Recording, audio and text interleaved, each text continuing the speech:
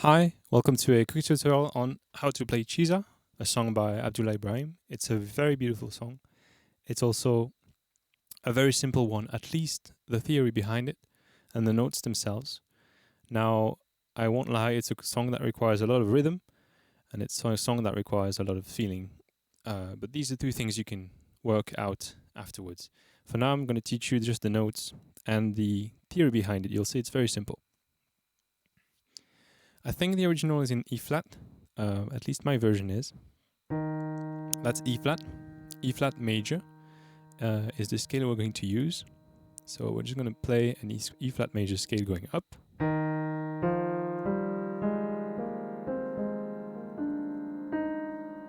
Trying to keep all the notes highlighted so you can see visually what the E flat scale is.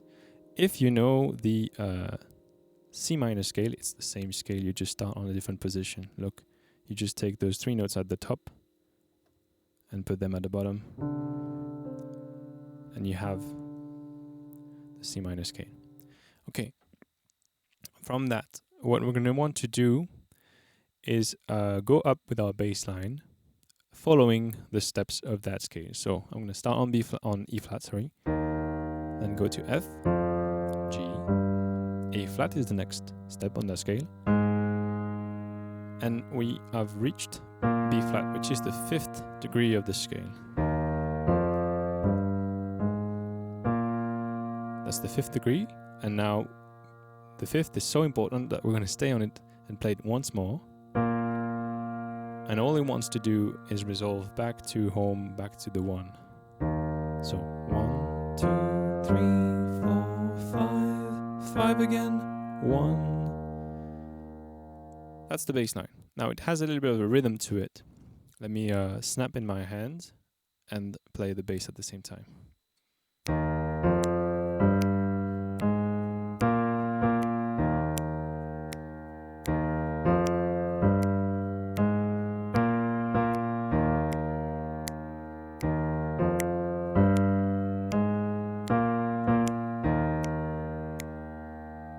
So it's a complex rhythm. I think the best way to learn it is just to sing along and to snap along and clap your hands and move your body so that you can internalize that rhythm, because it's a key rhythm that really makes the piece groove. Okay, that's the bass line. What is our right hand doing? By the way, I've been playing the left hand in octaves. I just put my hand on the note I want to play, put the thumb on the octave above, and then once I found my position, I'm going to lock it, and I'm just not going to move my fingers. I'm just going to move my entire hand like this. So that's always an octave apart. And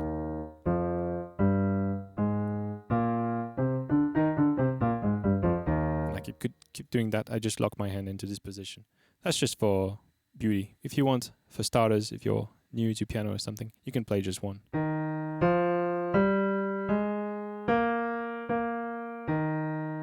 Okay. All right. What is the right hand going to do?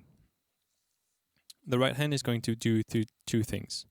The right hand is going to complement the left hand, because the left hand is only playing one note, and what we want to hear is chords, and chords have more than one note. So we're going to complement the left hand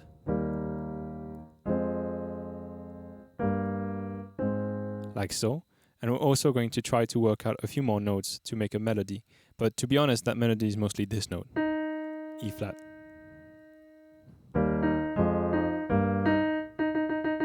I'm going to play that note a lot, so memorize where it is on the keyboard. Okay, so let's cover the chords. So we have our bass line going up. The first note is E flat. I want to complement that playing the notes to form a chord, in our case E flat major. I'm going to use my thumb and my index to do that. The next one is this, which is F minor. I could play the C, I'm just not going to bother playing it for now. I kind of want to leave the space on top here. The next one is G minor, and we could again play the D here, but we probably won't. I'll explain why in a sec. And then the next chord and the next note is A flat. We want to play the major, A flat major. So far we have this.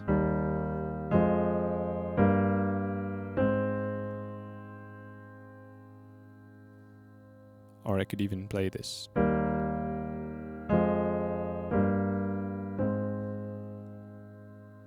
Okay, and now we're reaching that B flat, which I'd rather play down there to leave a bit of space here. And here I want to play these two notes. And I'm going to play that twice. And then finally I'm going to go back to my first note, my first chord. So.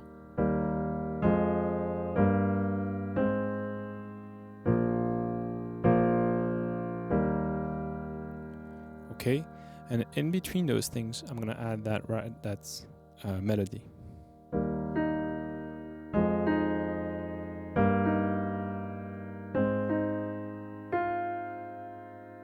This first new note we've learned. After that E flat, we're going to go to F. So.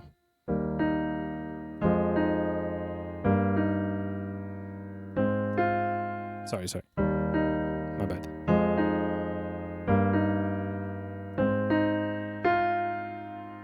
And then at the end, we're going to play everything together, kind of like just chords. And I'm going to play this chord, remember.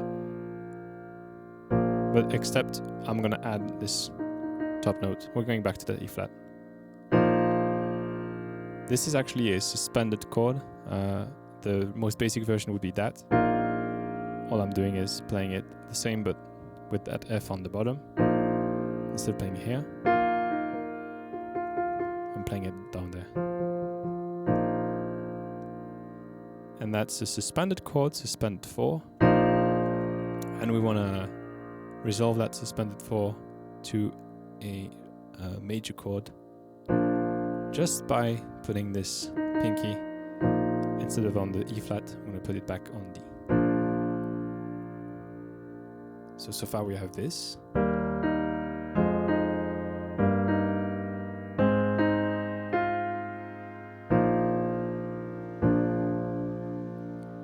And then all we need to do is go back home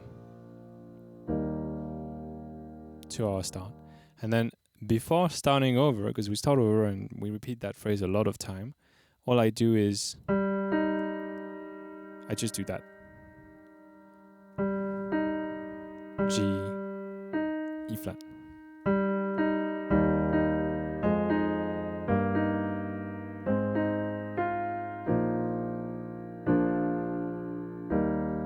That's all.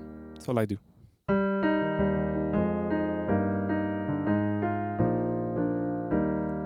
The only difference between what I did before and what I just did is that I added a lot of rhythms. And I tried to stay in the beat and I tried to groove, basically. But that's the E section.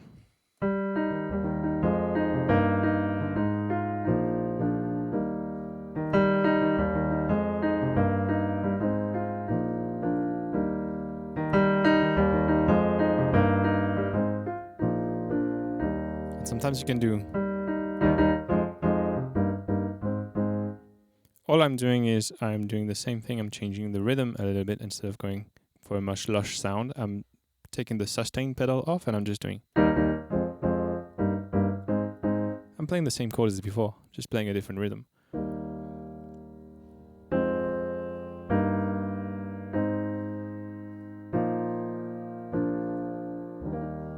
So the trick here is that E flat that we're playing as a melody is actually part of those chords. So you can also play it with the chords.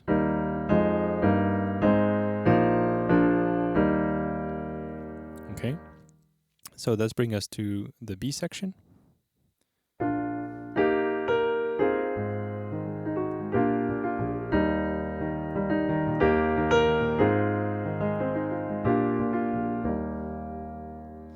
Okay, so we landed here. We have done the A section. All we're gonna do is keep the bass the same, and we're gonna change the way we play that E flat major chord, just so that we can have a different note on the melody. So it's still the same chord. We're gonna take that G and bring it up 1 octave.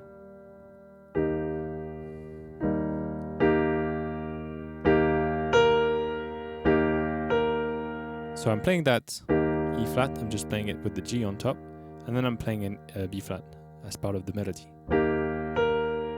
And then the next new chord is one actually we saw before. It was in our progression before. It's the A flat major.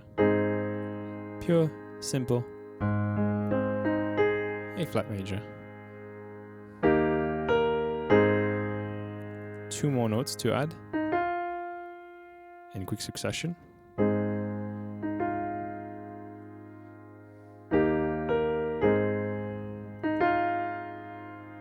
And then our last chord we need to learn is this one.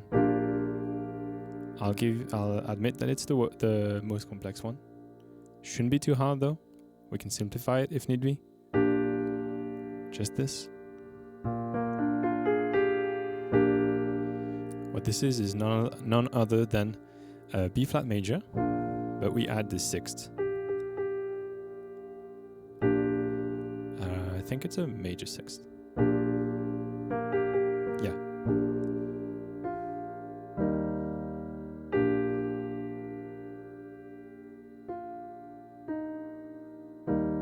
And all it does is go back to the home E flat major. Sorry. Well, you play the F on the way.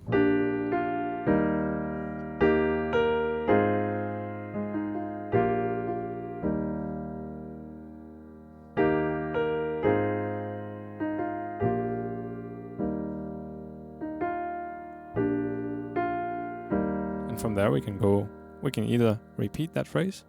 Sorry.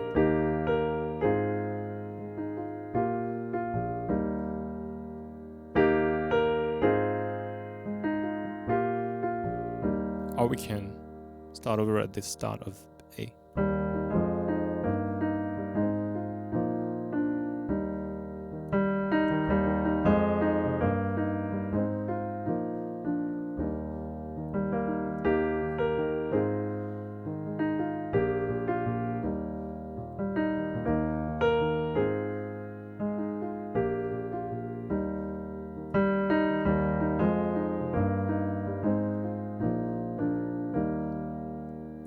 That's everything. That's the entire song. Sorry, I got lost in it because it's kind of addictive. I'll just say this. The theory behind it is very simple. It's just going up the scale using what is called diatonic chords. We just do that small detour by the sus4. That wants to resolve to the major of the 5th degree, so B flat. And that itself wants to resolve to home. And then for the B section, same starting chord. We go to the 4th, which is very gospel-y. And then we go back to the 5th, and then to the 1. So 1, 4, 1, 4, 5, 1. This is all rooted in classical harmony and in gospel. That's about all you need to know to play this song. Just practice it. Practice it with a metronome. It's important. It has a lot of groove. You don't want to miss out on that. And just a little pointer for the bass line and for the rhythm in general. It's I'll snap in my hand.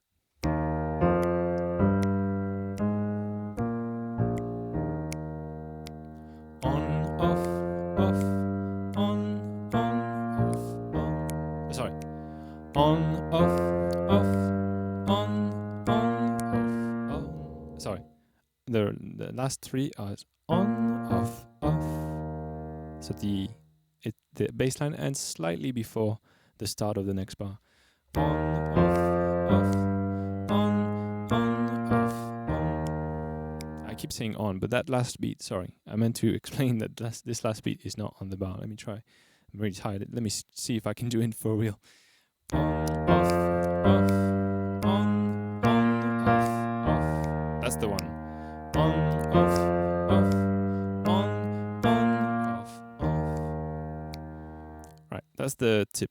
And the rest is you have to just try to move your body, try to have a metronome, try to feel that beat and feel where the bass line and the chords